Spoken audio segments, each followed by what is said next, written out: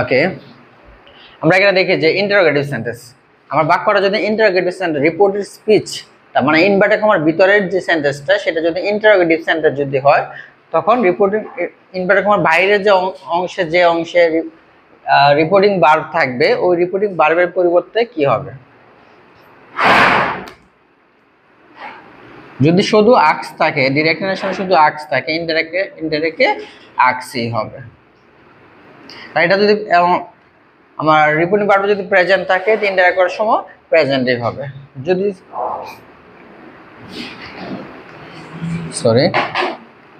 সে থাকে, সে বা সে টু, এখানে সে থাকলে আক্স হবে, আবার সে টু থাকলেও আক্স হবে, কোনো রকম পরিবর্তন হবে না। কিন্তু যদি আমার এটা প্রেজেন্ট থাকলে ওটাও প্রেজেন্ট হবে। যদি সেট থাকে, আমরা অ্যাসার্টিভ সেন্টেন্সে দেখেছিলাম যে সেট থাকলে সেডেই থাকে, বা সেট টু থাকলে টোল্ড হয়, কিন্তু ইন্টারোগেটিভ সেন্টেন্সে টোটালি ব্যতিক্রম। ইন্টারোগেটিভ সেন্টেন্সে সেট থাকলেও যা হবে, সেট টু থাকলেও তা হবে। তাহলে সেট আছে, তাও আমাকে আক্স বসাইতে হবে, আবার সেট টু আছে, তাও আমাকে আক্স বসাইতে হবে। তার মানে আমরা এখানে দেখলাম যে সে বা সে টু থাকলে আক্স হয়, এটা প্রেজেন্ট, এটাও প্রেজেন্ট। ডিরেক্ট নেশনে যদি সেট থাকে, ইন্টারেক্ট করার সময় আক্সড হয়। ডিরেক্ট নেশনে সেট টু থাকলে ইন্টারেক্ট করার সময় আক্সড হয়। আমরা একটা বাক্য দেখি,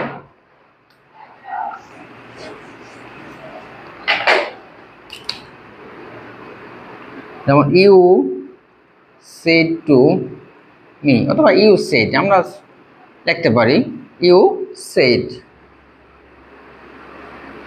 where are you going?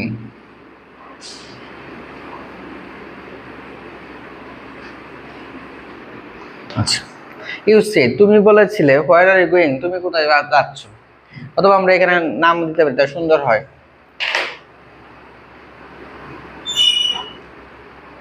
যে করিম সেড, করিম বলেছিল where are you going, তুমি কোথায় যাচ্ছ। তার মানে এখানে যে ইনভার্টেড কমার ভিতরের অংশটা কোন সেন্টেন্স? Interrogative sentence. তার মানে আমরা এখন আলোচনা করতেছি ইন্টারোগেটিভ সেন্টেন্স নিয়ে। ইনভার্টেড কমার ভিতরের অংশটা ইন্টারোগেটিভ সেন্টেন্স। তা আমরা একটু আগে জেনেছি যে দুই ইন্টারোগেটিভ সেন্টেন্স হয়, তো ইনভার্টেড কমার বাইরে যে সেট থাকে, বা সে থাকে, বা সেট টু থাকে, ওই সেইটের পরিবর্তে কি বসবে? আক্সড বসবে। তার মানে এখানে হবে করিম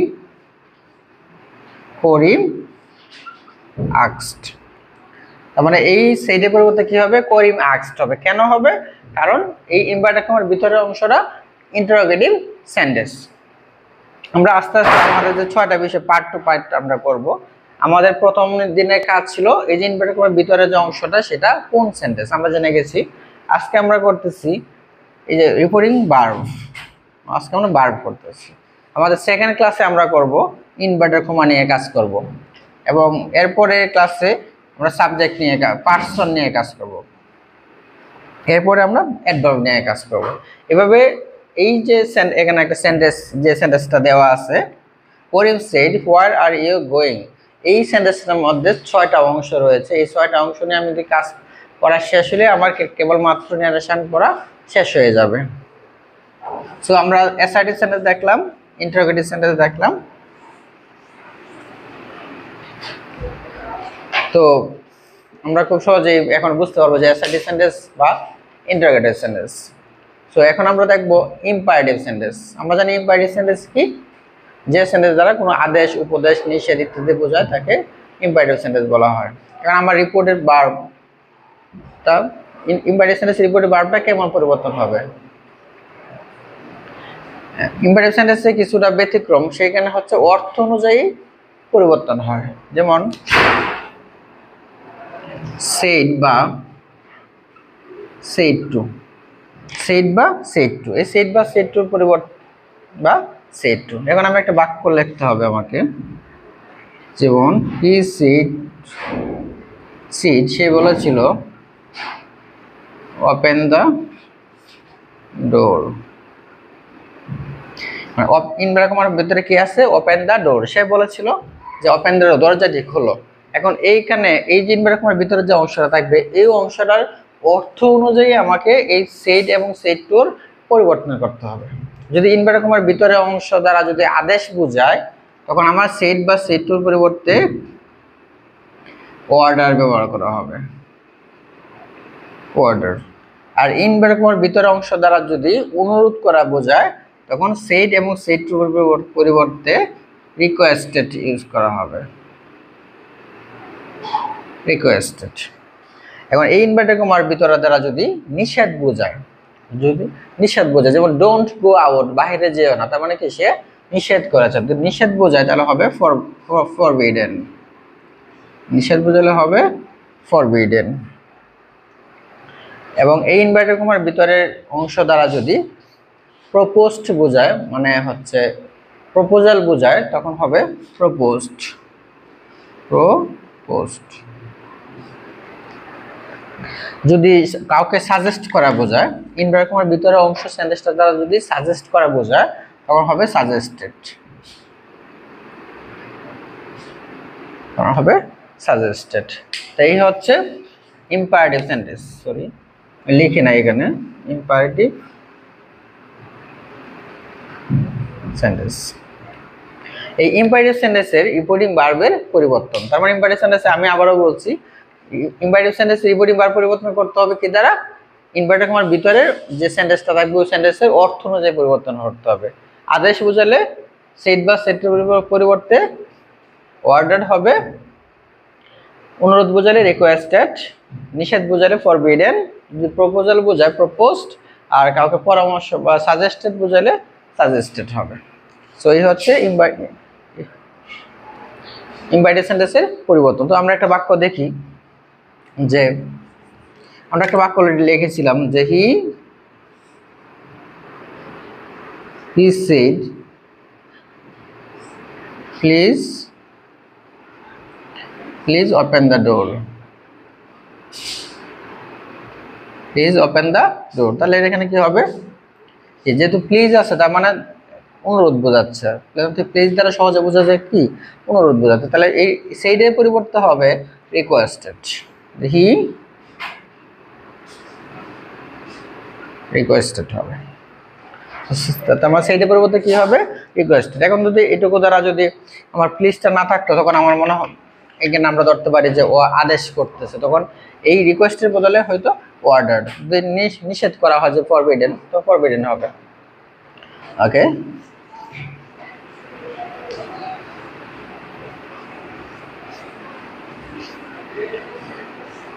এখন আমরা আলোচনা করব অপটেটিভ সেন্টেন্স। যদি অপটেটিভ সেন্টেন্স থাকে তাহলে কি হবে, অপটেটিভ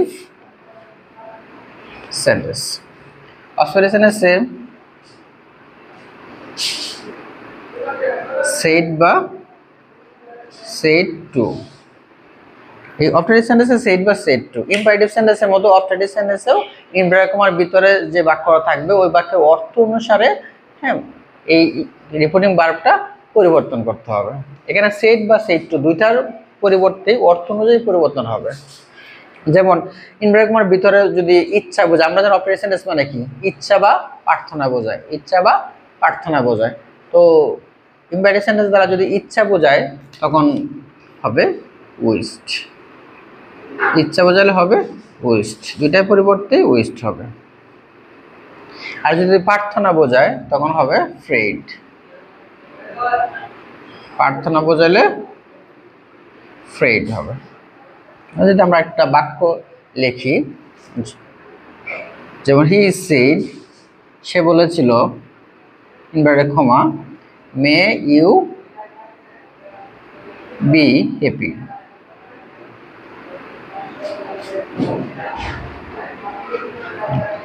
এই বাক্যটা যদি দেখি, হি সেড সে বলেছিল মে ইউ বি হ্যাপি, তার মানে মেয়ের আগে ইনভার্টেড কমা, হ্যাপির ইনভার্টেড কমা, এই তার মানে ইনভার্টেড কমার ভিতরে যে বাক্যটা আছে বাক্যটা কি বাক্য, অপটেটিভ বাক্য।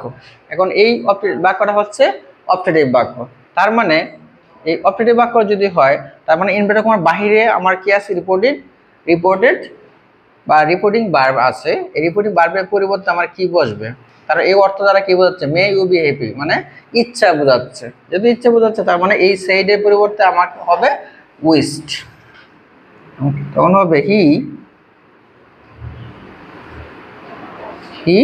উইশড। তারপর ইনভার্টেড কমা পরিবর্তন করতে হবে তারপর পার্সনে পরিবর্তন করতে হবে, তারপর অক্সিলারি ভার্বে পরিবর্তন করতে হবে, তারপর বাকি অংশটা বলবে। আমরা বাকি অংশটা বসাচ্ছি না এখন, কারণ আমরা এখন শিখতেছি রিপোর্টিং ভার্বের পরিবর্তন আমরা শিখতেছি, যার কারণে বাকি অংশটা এখন বসাবো না। কারণ বাকি অংশটা বসাতে গেলে আমাকে অনেক সমস্যা ফেস করতে হবে, আপনারা অনেক কোয়েশ্চেন করবেন, অনেক সমস্যা ফেস করতে হবে, যার কারণে আমরা শুধুমাত্র এখন শিখবো রিপোর্টিং ভার্বের পরিবর্তন।